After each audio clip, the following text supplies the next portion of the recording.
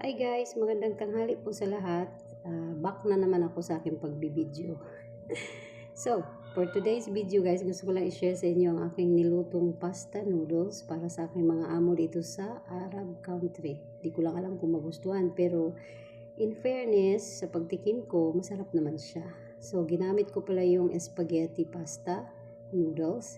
Tapos yung way of cooking ko sa dito ay kinopya ko yung sa Chinese. Nung dati kong magawa sa Singapore.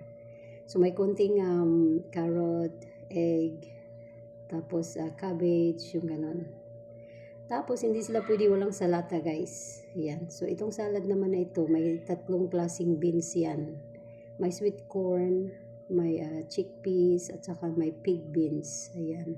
Tapos yung sauce niya ay ang tahina with yogurt sauce, plain yogurt. Tapos nilalagyan ko lang ng konting kamatis at saka cucumber at saka lettuce. Yan.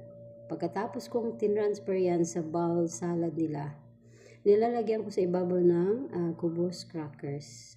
Yan. So kung nakikita ninyo, hindi ko pwedeng i-mix kasi pag in-mix mo yan, magiging soft siya. Ayaw nila yun. So gusto nila yung pagkain nila is crackers pa. Diba? Lutong na lutong. Ayan. So, ang pangatlo ko naman ginawa guys ay ang aking honey chicken. Ayan. So, yun lang po guys. Yan po ang mga lunch nila ngayon. Sana po yung nagustuhan nyo. See you on my next video. Bye!